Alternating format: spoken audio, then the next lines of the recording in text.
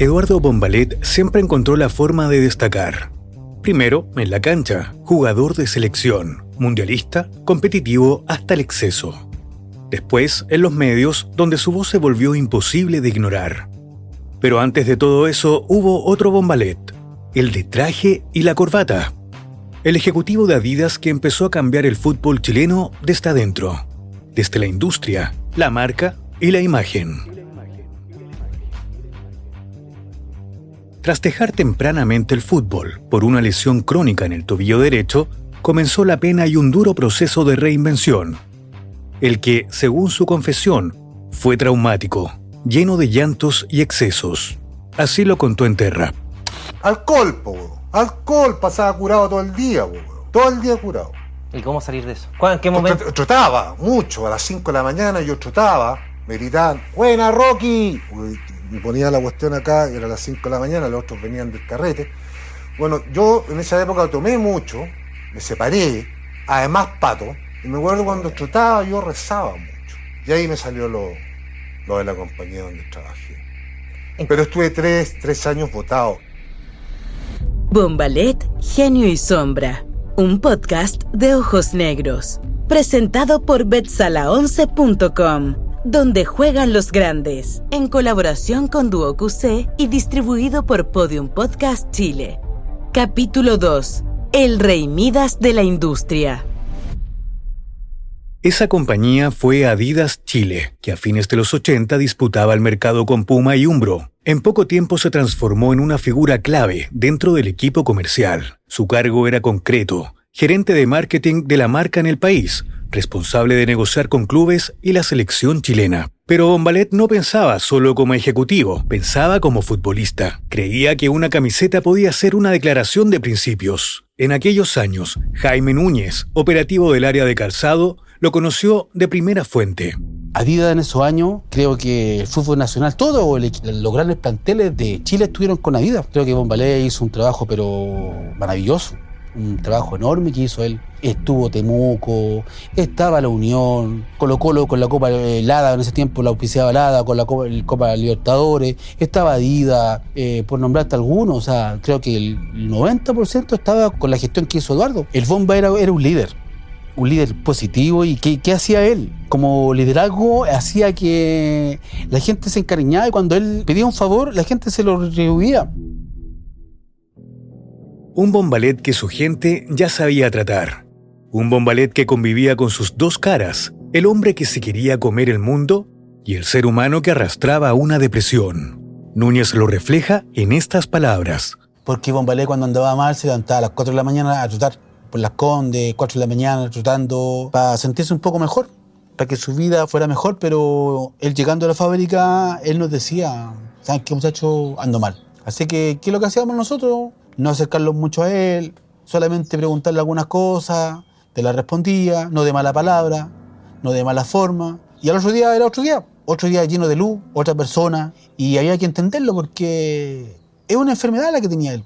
Una depresión que le dio al Bomba y había que aceptarlo. O lo quería o no lo quería. Están las dos versiones. Si te caía bien o te caía mal, era así. El tener cancha fue un plus que marcaba diferencias para Bombalet en su etapa ejecutiva, tanto para sustentar su fuerte carácter como para tomar decisiones que iban en contra de las directrices de la compañía. Mario Alcaide, quien fue su mano derecha en la marca alemana, lo grafica en el caso Rojas. Sí, el desgraciado caso Rojas. El jefe va y le dice: Eduardo, bueno, ahora que vamos a Brasil, a este partido importante, qué sé yo, me gustaría que contratara al Cóndor Rojas, que el arquero que estaba furor en ese tiempo, era el pilar de la selección, era el capitán en ese tiempo, si no me equivoco.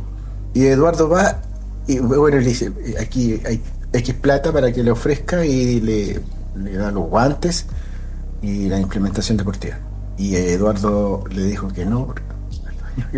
Pero ¿cómo le decís no? ¿Te está diciendo que vaya ahí? No, porque no podemos arriesgar nuestra marca, este cabrón es un poquito complicado la cabecita. Y se subió al avión sin guante cualquiera, ¿no? Se molestó enormemente. Y después, cuando queda la embarrada, después bajó y le pidió disculpas porque hubiese salido la marca peyorativamente en todas partes. Pues. En 1991, la Casa Central de Adidas en Alemania le envió un mensaje claro a Louis Hughes, quien manejaba la licencia en Chile. Debía vestir a la selección chilena, anfitriona de la Copa América. Pero Bombalet se negó.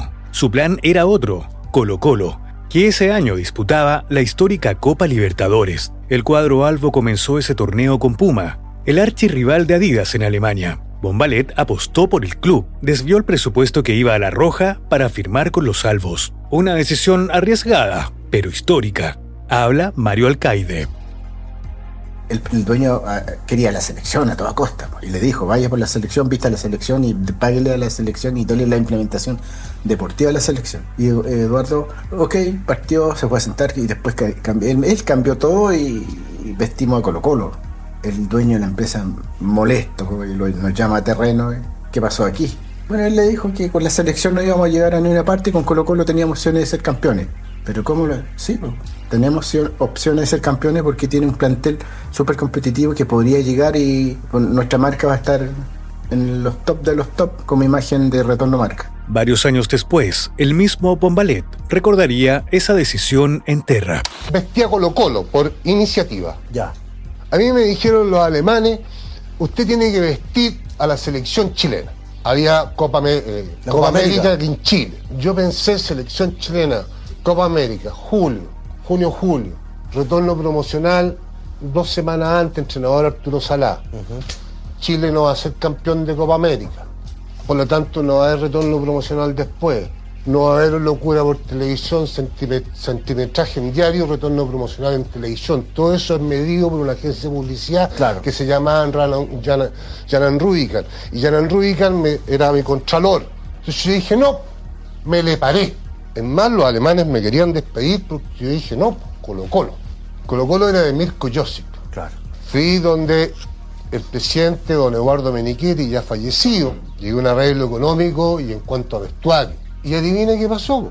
Fueron campeones de Copa Libertadores de América. ¿Buen ojo o no buen ojo? Bueno. El acuerdo llegó justo a tiempo, hasta la ida de octavos de final ante Universitario de Deportes del Perú. Colo-Colo jugaba con Puma. Desde ahí en adelante, lució el trifolio de Adidas. Cuando el equipo levantó la Libertadores, la marca se quedó con el honor de vestir el único campeón chileno del torneo. Marcelo Bartichotto, protagonista de aquella gesta, recuerda el momento.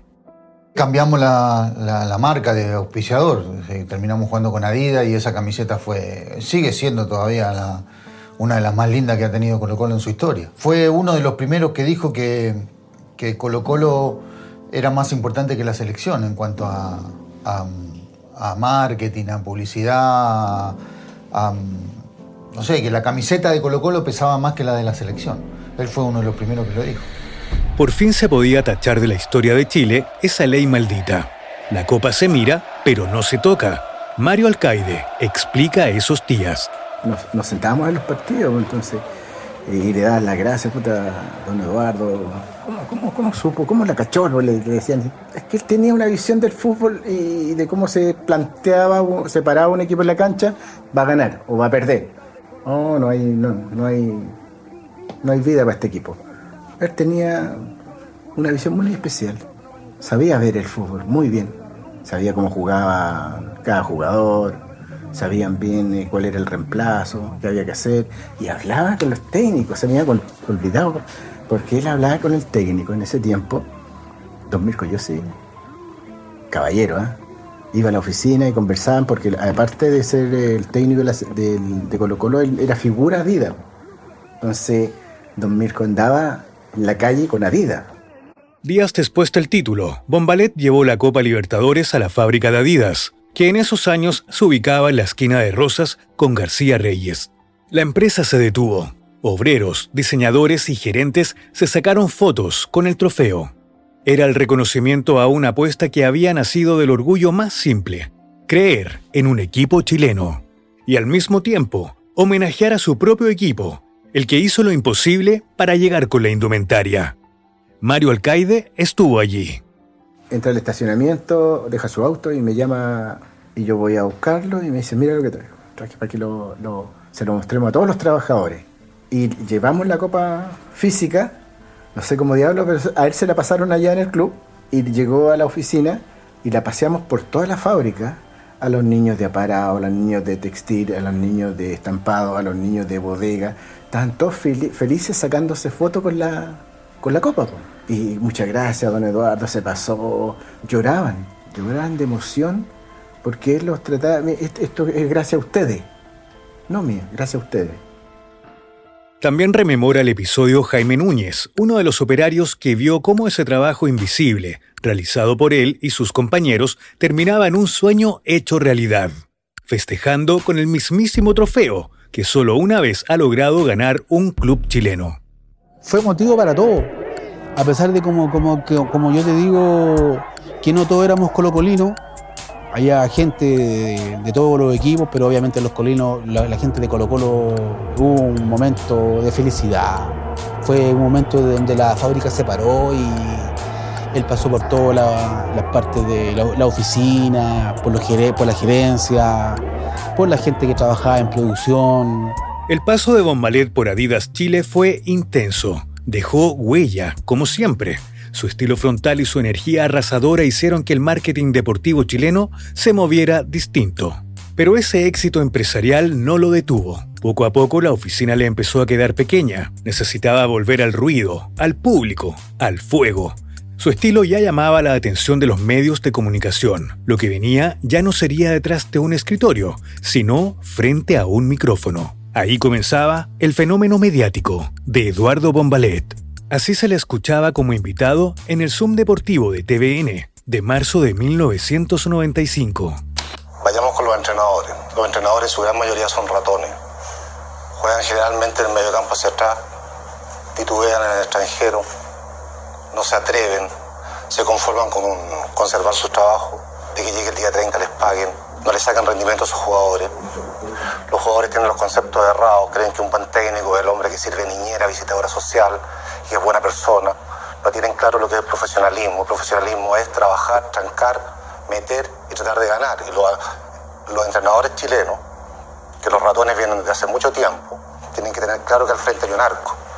Y en ese arco hay que meter goles. Y la única forma de llegar al éxito hay que hacer goles.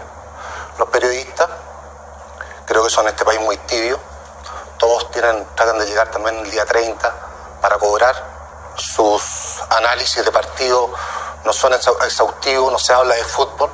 Hay gente que ya baja el volumen de los canales de televisión en los comentarios de los partidos de fútbol. Porque al hincha lo que le interesa es que le hablen de fútbol. Fútbol.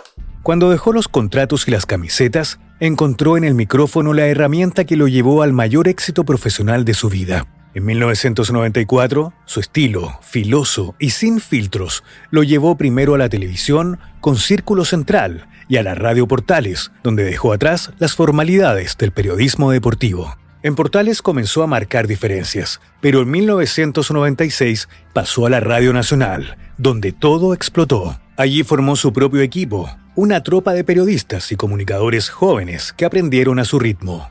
El liderazgo del Bomba marcó sus vidas.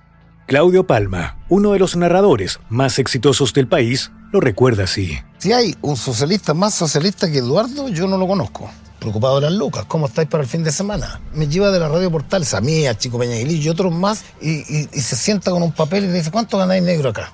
Porque la Radio Nacional quiere solo a Eduardo Bombalet, no quiere al resto. La Radio Nacional, en un golpe efectista de Mauricio Ramírez, hermano de Juan Manuel, que era director, quiere pegar un golpe al mercado y tiene a Leo Capriles, Charola Pizarro, a Lodia Corral, Carolina Rey, en fin, una constelación, Carlos Pinto, y dice el fenómeno que ya venía en forma incipiente en la Portal, me traigo a Eduardo. Y Eduardo negocia y dice, pero yo no vengo solo, vengo con todo mi equipo. Y él negoció en una servilleta, un papel negro, ¿cuánto ganas acá? 300. ¿Estáis bien con 600? Así. ¿Estáis bien con 600, Chorito? 600, Luquita. Y ese papel lo llevó a la radio y le dijo, yo me vengo a Radio Nacional, si usted me respeta, con toda esta gente me vengo. Algunos se quedaron y me dobló el sueldo.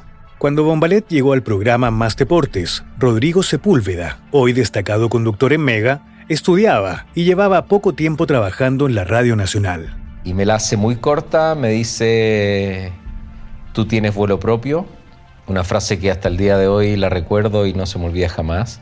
Y él me dice, quiero que trabajes conmigo, que te quedes conmigo. Me preguntó mi sueldo en esa época.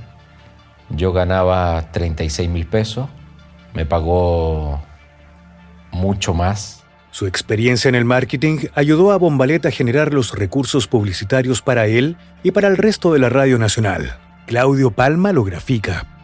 Eduardo firma por un sueldo, ya había un equipo de ventas, pero ese equipo de ventas no vendía y llevábamos 30 días y no íbamos a cobrar porque no teníamos auspicio. Con su maletín, no nos olvidar nunca, de corbata, abre la puerta y dije, voy a buscar auspicio, weón. Se empieza a generar, a fraguar el fenómeno de Bombalet, que era una locura, o sea, pero todos los autos estaban escuchando a Eduardo. Es la primera vez que el diario Cooperativa pierde en la encuesta Search la sintonía. La perdió, se la ganó Eduardo a las 8 de la mañana. Cooperativa por lejos, por décadas, primera sintonía. Bombalet le gana la primera sintonía. Y Eduardo siente que nosotros íbamos a quedar impagos. Y lo que hace es salir, me acuerdo, su Volkswagen, maletín, a vender publicidad. Y en un mes tenía 15 auspiciadores que lo había sacado él. ¿Qué pasa? Que el resto de la programación de la radio no estaba bien auspiciada. Entonces los auspicios que llevó Eduardo, prácticamente, como decía él, le pagaba a toda la radio. Ya había lista de espera, entonces la radio empezó a rebasar de publicidad, pero a partir del fenómeno de Eduardo. Bombalet transformó la conversación futbolera en un fenómeno popular. Su programa se comentaba en los taxis, en las ferias, en los estadios. Era un éxito en audiencia. Rodrigo Sepúlveda. Bueno, porque él empezó a decir la verdad, su propia verdad. Independientemente que tú estuvieras o no de acuerdo, él empezó a revolucionar. Él frente al micrófono decía cosas que uno no lo había escuchado. Empezó a hablar de fútbol también. Más allá de que en otros medios hacía, pero su potencia era tan grande que te removía todo. O sea, era cadena nacional en los clubes, con los dirigentes, con los técnicos, la gente en la calle. Era tema de conversación. ¿Escuchaste a Bomba hoy día en la mañana? Bombalet no solo comentaba, arengaba. Desde el micrófono libró una guerra abierta contra el fallecido técnico Javier Ascargorta y acuñó frases que quedaron en la memoria colectiva. Creerse el cuento, Chile campeón y los patricios, para hablar de la élite de entrenadores que seguían la escuela de Fernando Riera, Arturo Salá, Manuel Pellegrini. Para Claudio Palma, Bombalet entró con todo. Yo creo que Eduardo entra en los medios de comunicación de pronto en años donde había mucha, no sé si respeto, complacencia, habían vínculos de los programas deportivos con los dirigentes de antaño. Y Eduardo llega un poco a romper aquello. Creo que en los 90, en términos generales, en términos de país, no habían sitios de investigación periodística como CIPER. Y en esto de la permanente lucha del periodista con el exfutbolista, a mí me parece que Eduardo fue, no sé si el primero, pero fue uno de los pioneros en mandar a hacer una investigación en Radio Nacional de Chile al Comité Olímpico de Chile, comandado en ese entonces por Sergio Santander. Lo recuerdo perfectamente. La postura de Bombalet era simple. A la par de denunciar lo que no le parecía correcto, se dedicó a hablar de fútbol, en base a una energía y una avalancha de conceptos técnicos y futbolísticos, que remecían a una audiencia que, entre ellos, tenía a un joven Claudio Bravo, quien se inspiraba con su discurso ganador. Yo creo que siempre uno escuchaba ese discurso de conformidad o si vamos a salir a competir, mira, intentemos de empatar o perder por la mínima. Y creo que el mensaje era todo lo contrario, de ir a ganador, de ir a buscar a los rivales, de tener una ideología y una cultura también diferente a lo que uno escuchaba, por ejemplo, en los medios. No sé cómo se envolvía él dentro de un camarín o a nivel laboral dentro del deporte, pero sí en el plano comunicacional. Los históricos fueron Sergio Livingston y Tito Fuyux. Hoy ya casi es regla. Todo exjugador de cierto nivel, post-retiro, gana protagonismo en los medios. En los 90 ese nombre fue Eduardo Guillermo Bombalet, con todos los bemoles que su estilo provocaba. Don Elías Figueroa lo destaca. No, porque muchos hablan del Bombalet, sí que hablaba así, no, pero él decía las cosas claras, como tenían que ser, todo, pero era buen futbolista también, aunque algunos digan que no, pero porque algunos le tenían bronca a él, le tenían rabia por la forma de ser, pero como te digo, yo personalmente, y él conmigo siempre fue, no, Elías, no, más, mucho respeto siempre. Eduardo veía bien el fútbol, lo comentaba, y claro, lo que pasa es que decía muy crudo de repente las cosas malas, y eso caía mal a veces en algunos, ¿no? Con un estilo distinto, pero también que pasó por las canchas y los micrófonos, Patricio Yáñez es una voz autorizada para hablar de Bombalet. A ver, yo creo que Eduardo fue mucho mejor comunicador que futbolista. Siendo un gran futbolista de selección, como comunicador yo creo que no ha habido nadie que convoque lo que él convocó en su momento. Los programas donde Eduardo participaba o era la cabeza visible eran cadena nacional en un momento determinado. Su carrera en Más fue una seguidilla de enfrentamientos con figuras como Milton Millas y Sergio Santander, que terminaron con querellas judiciales y su prisión preventiva en el anexo Cárcel Capuchinos. Pasó semanas ahí y, fiel a su estilo, salió del encierro con más convicción que nunca. Rodrigo Norambuena. Me acuerdo las querellas, y ahora que está el caso Hermosilla, cuando uno hoy día ve el caso Hermosilla, Eduardo tenía una persona que se querellaba mucho con él, que él le decía el rififí. La gente que escuchaba el programa de Eduardo se debe acordar del rififí. Y hablaba del rififí, y las querellas del rififí. Bueno, el rififí era el papá de Hermosilla, que le ponía tanta querella. Y cuando Eduardo hablaba de los poderes fácticos que se movían en este país, y el caso Hermosilla que hoy día uno lo ve, ahora entiende eso. Y desde la necesidad aparece uno de los recursos más épicos de Bombalet.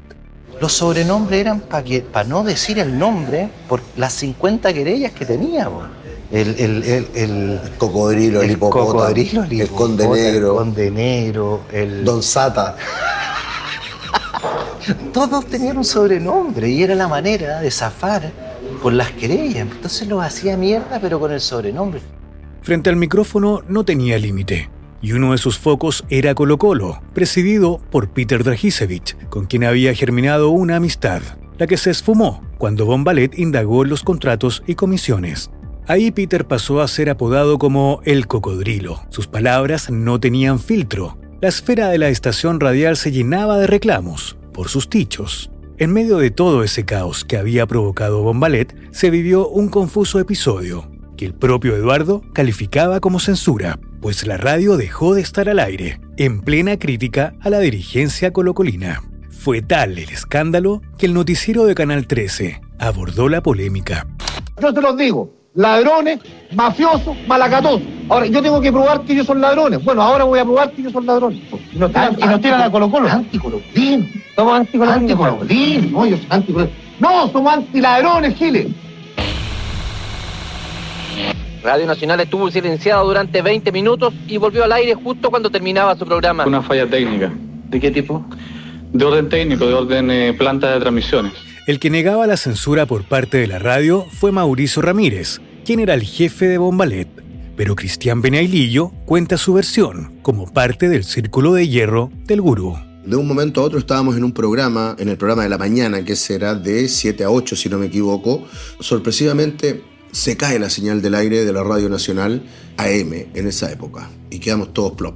Y Eduardo, muy sagaz, siempre dijo inmediatamente: aquí no hay un corte de luz, no se acabó el petróleo de la antena en el cerro, aquí pasó algo. Yo creo que no se ha dado ningún medio de comunicación, y particularmente una radio, que se corte la señal mandatada por el dueño porque no estaba de acuerdo, o probablemente porque tenía miedo hacia quién estaba hablando Eduardo, hacia quién estaba atacando.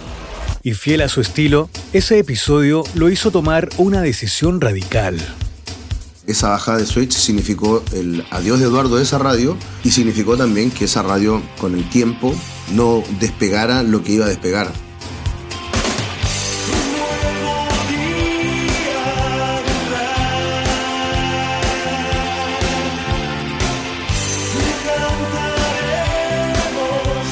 ¿Qué tal, amigos? Buenas noches.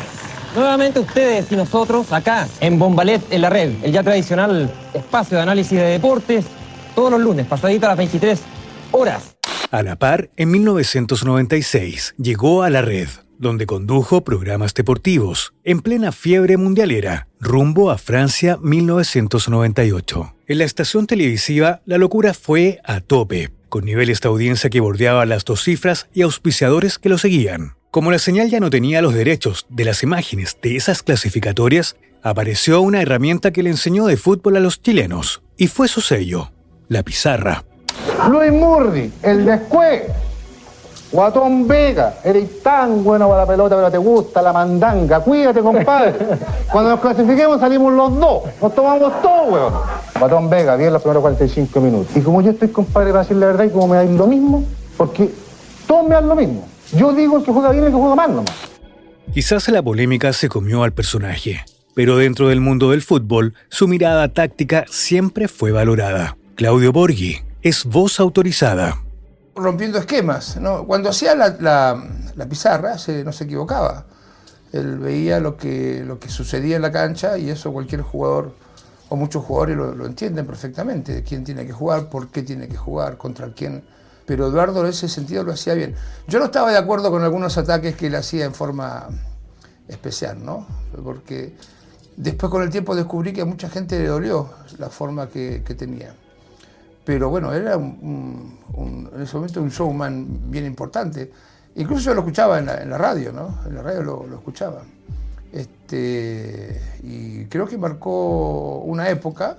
Podemos estar de acuerdo si fue lo que el mundo esperaba o no, pero rompió muchos esquemas en la sociedad chilena. Ese fue Eduardo Bombalet, para una generación de jugadores que luego hizo historia. Claudio Bravo también construye su visión del bomba analista. Fue un incomprendido en ese aspecto. Lógicamente los que hemos jugado a esto durante muchos años no nos llama la atención, porque sí sabía analizar muy bien la parte táctica, sí sabía analizar también la parte individual del jugador cuando no te alcanzaba el físico, cuando no te alcanzaba lo táctico o cuando cometías algún error. Lógicamente era muy asertivo en ese análisis, cosa que también generaba cosas positivas. A mí, por ejemplo, no me gustaba que me analizara cuando me equivocara, porque lógicamente era asertivo, generaba una repercusión, pero sí en mí generaba una sensación de querer hacer las cosas de buena manera, el querer revertir ciertas situaciones. Bombalet estaba en su mejor momento en los medios, pues en ese lugar se respetaba una condición que había puesto a la hora de firmar: no podía ser censurado, pues, según él, eso era clave para que Chile pudiera clasificar al Mundial. Así se escuchaba en la red en esos días. ¿Por qué le vamos a dar clase a los periodistas de este país que no hay que ser comprometidos? Y yo siempre he dicho, si tengo que comer porquería, como porquería. Porque además ellos no nos merecen. Entonces, la posibilidad de irse a otro canal, no es un problema de plata, es un problema de agradecimiento de una persona de lealtad como Jorge Maquena, que nos dejó ser libres. Y al dejarnos ser libres, eso trajo como consecuencia que hayamos terminado empatando con la selección de Argentina en Argentina.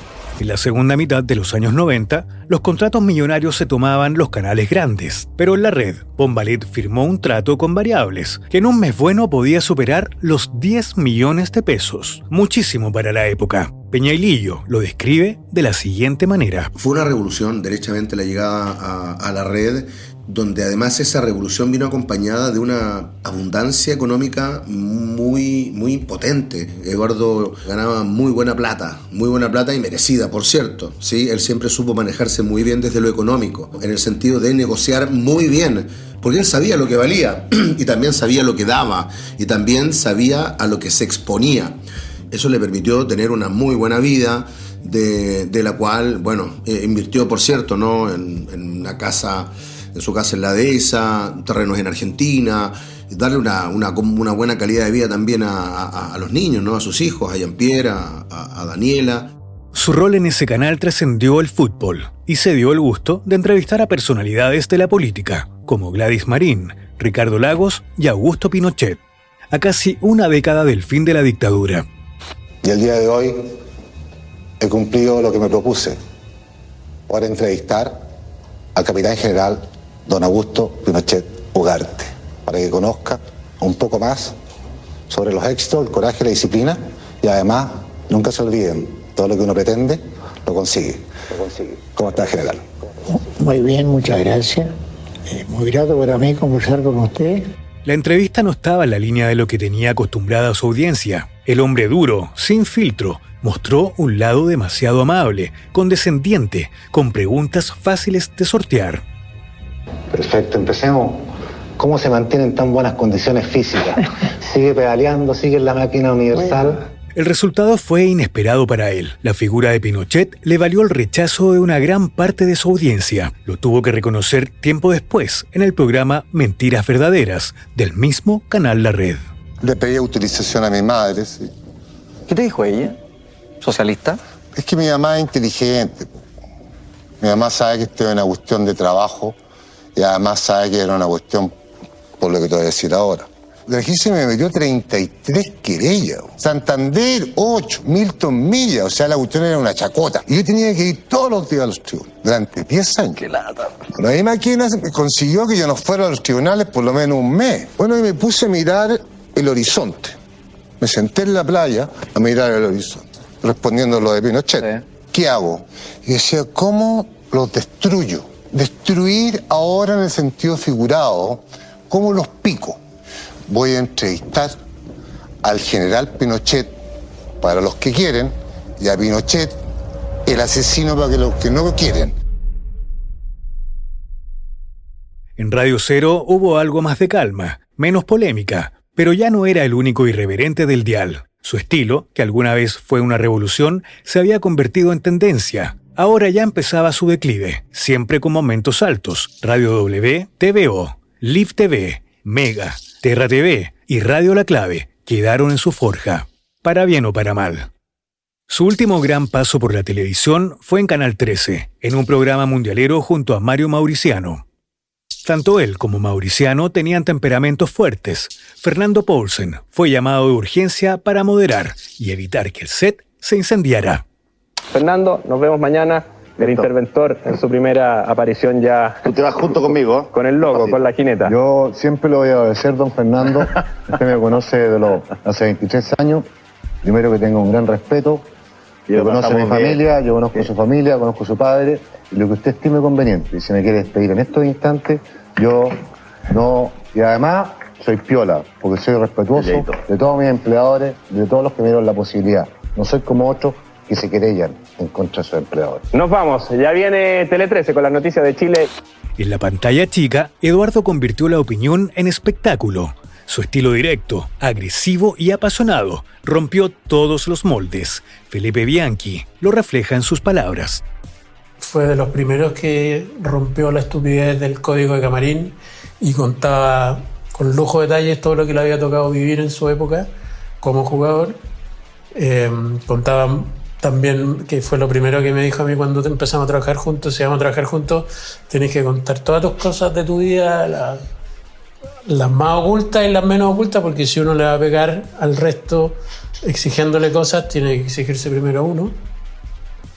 Y en eso también era distinto. Y la mezcla del humor que tenía, de la capacidad para entretener, con los conocimientos futbolísticos, lo hacía muy especial. Su lengua filosa le trajo problemas. Discutía en pantalla, interrumpía, se reía del poder. Francisco Aguiluz, periodista y compañero de Bombalet en varios programas, da testimonio de ello. Cuando yo decía que uno de los obligados a meterse con los poderosos, se metió con la mafia más grande del mundo, que es el fútbol. Hoy día hay uno preso, cuando deberían haber 20 presos. Yo creo que lo mejor que le pudo pasar a esta gente es que Eduardo muriera, porque se salvaron de la cárcel. El impacto en las comunicaciones y en su industria, más allá del deporte, fue patente. Para algunos, incluso revolucionario. Puede haber mejores periodistas de repente, pero comunicadores más grandes que Eduardo, yo creo que no hay, y es muy difícil que salga alguien con esa potencia. Porque además vino a cambiar una estructura. Y los cambios en la sociedad se producen cada 40 años, cada 80 años, cada 100 años. Y va a pasar mucho tiempo para que alguien venga a cambiar la estructura de comunicar en Chile. Yo creo que lo que hizo él, como que no tiene parangón en los medios de comunicación en Chile. Bombalet cambió la forma de hablar de fútbol en Chile. Desde la radio, la televisión y la calle, instaló una manera distinta de mirar al jugador, al entrenador, al país. Gritó «Chile campeón», cuando eso sonaba a locura. Y esa idea quedó dando vueltas, creciendo en la mente de quienes años después levantarían de verdad la Copa América. Yo he dicho que para mí, más allá de los conocimientos deportivos y futbolísticos que tenía, que eran evidentes cuando hacía su análisis post o previo al partido, Para mí, él fue el primer stand-upero deportivo. Y quiero que se entienda bien, no lo digo de forma cero peyorativa, porque finalmente el stand-upero o el humorista, ¿no? o la persona que hace monólogo va describiendo la sociedad o los grupos de trabajo. Y lo describen con cierta verdad, con sátira, con ironía, con sarcasmo. Yo me cagaba de la risa cuando las veces que tuve la oportunidad de escucharle me decía el hawaiano, o cuando a partir de ese par de encuentros que tuvimos, que nos tomamos, no sé, un par de ron cola. Yo me acuerdo, porque nunca tomaba ron y no sé por qué ese día tomé ron con él. Y a partir de ahí, él obviamente lo exacerbó y dijo que para que yo rindiera me tenían que poner una ron cola en cada línea y ahí iba a volar. Entonces ese tipo de cosas exageradas como él las sabía hacer, porque la chuchada la ponía en el momento indicado. A mí, por ejemplo, me llamaba la atención mucho ese mensaje de creer, ese mensaje positivo de intentar de ser algún día los mejores. Era muy repetitivo esa frase de un Chile ganador, de por qué no ver a un Chile campeón, o de tener jugadores al más alto nivel, o de ver jugadores chilenos exitosos. Y creo que mucho de nuestra generación tuvimos la posibilidad y la fortuna también de poder escuchar sus relatos y todos sus mensajes. Pero, ¿fue inspiración o simple coincidencia? Lo que dejó, lo que se llevó y lo que aún divide. Porque incluso en su ausencia, el Bomba sigue jugando el partido. Nosotros necesitamos ganadores, porque a mí me interesa lo que dice Vidal. Vidal dice, voy a ser campeón del mundo, y eso es por mí. Yo quiero que mis cabros chicos, de los 7 años para arriba, yo soy el más grande, yo soy el mejor, yo soy el mejor. Y Bravo se la cree, Gary Medel se la cree. Aranguis no lo dice, porque no tiene micrófono y porque no le gusta, pero se la cree. Y en la cancha, que juega como campeón del mundo, Alexis se la super cree, Vidal se la super cree. Esos son los niños que me interesan a mí, que no necesariamente tienen que jugar al fútbol, sino que van a ser destacadas en cada uno del rubro que los van a poner. Y va a ser bombero, que es el mejor bombero, compadre. Voy a lustrar zapatos, quiero ser el mejor lustrabotas, y yo quiero un té, no quiero un tecito, yo quiero un café. Yo soy chileno, yo no soy chilenito. Yo no soy comunicador y soy comentario, yo soy genio. Pues yo estoy aquí para hacer de Chile un país ganador. Se pierde en el fútbol, se pierde en la vida, pero hay que morir ensangrentado. Y estos jugadores así lo entienden. Yo he demostrado cómo jugó Medel de desgarrado, como en el estado que jugó Arangui. Pero para eso he vivido una vida porquería. Pero va lo mismo, porque leyenda voy a ser. Bombalet, Genio y Sombra, un podcast de ojos negros. Presentado por Betsala11.com, donde juegan los grandes. En colaboración con Duo QC y distribuido por Podium Podcast Chile. Investigación y edición periodística, Enzo Garrido Aguilar. Guión, Jorge Nazar Díaz.